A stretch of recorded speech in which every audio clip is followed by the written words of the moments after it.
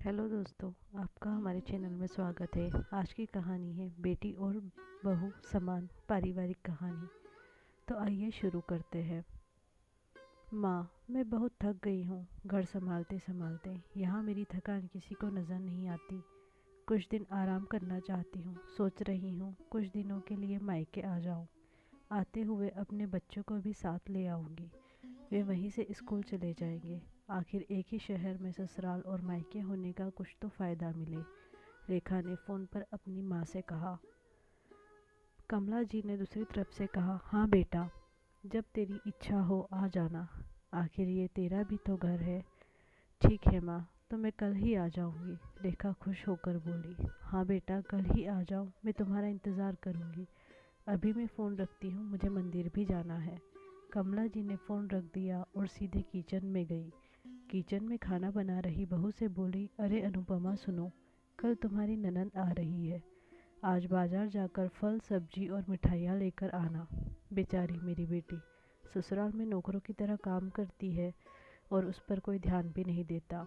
यहाँ आएगी, कुछ दिन रहेगी तो उसका मन और तबीयत अच्छे रहेंगे। सास के मुंह से ऐसी बातें सुनकर अनुपमा का चेहरा उतर गया।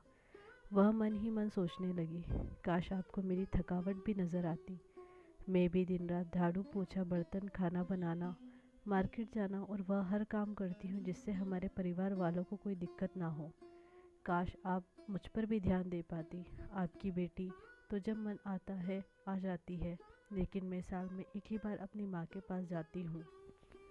तब भी आपको प्रॉब्लम होती है। मैं भी इंसान हूँ, मेरा भी मन है, मुझे भी लगता है अपने माँ के पास जाकर थोड़ा आराम करूँ, सुख दुख की दो चार बातें करूँ, अपना मन हल्का करूँ। भगवान, अब तुम ही कुछ करो ताकि मेरी सास की आंखें खोले और उसे मेरी थकावट भी नज़र आए।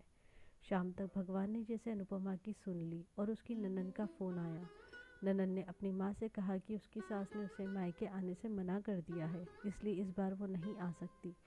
कमला जी बोली, ऐसे कैसे मना कर दिया? पहले तो कभी तुम्हें आने के लिए नहीं रोकती थी, इस बार भला क्या हो गया? लाओ मेरी बात कराओ उनसे, मैं समझती हूँ। रेखा ने फ़ोन अपनी सास के पास दिया। कमला जी ने कहा, नमस्कार समदन जी, आपसे कुछ कहना था। समदन जी ने कहा, कहिए।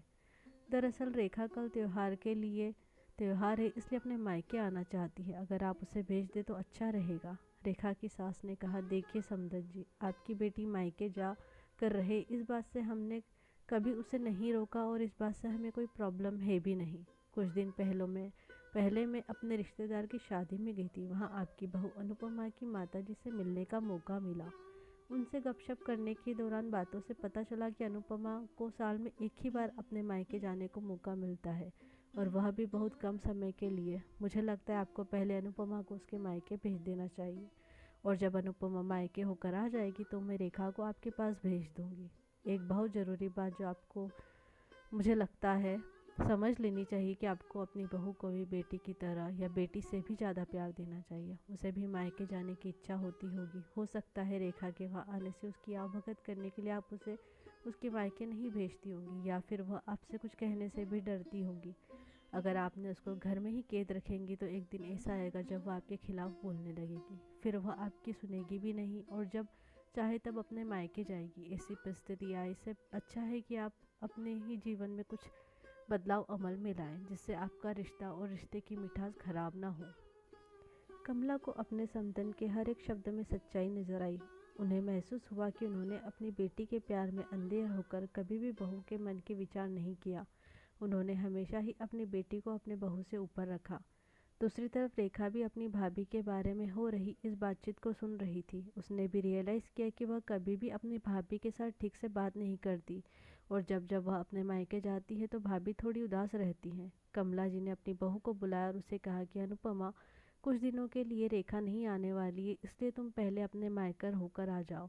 यह सुनते ही अनुपमा का चेहरा खिल गया, क्योंकि यह पहली बार था जब उसकी सास ने सामने से उसे मायके जाने के लिए कहा था। अगले ही दिन अनुपमा अपने मायके गई, और इस बार एक दो दिनों के लिए नहीं, पूरे हफ्ते भर के लिए गई।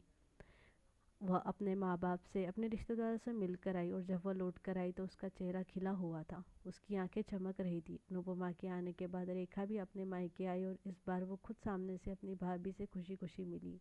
और अच्छे से बातें की। रेखा ने अपनी माँ से बात करके उन्हें भी अच्छे से समझने में मदद की। वह कहीं ना कहीं अनुपमा के साथ गलत व्यवहार कर रहे थे। दूसरी तरफ अनुपमा अपने ससुराल वालों के बदले रवैया से बहुत खुश थी। अब वह खुशी खुशी सबका ध्यान रखती और हर काम प्यार से करती।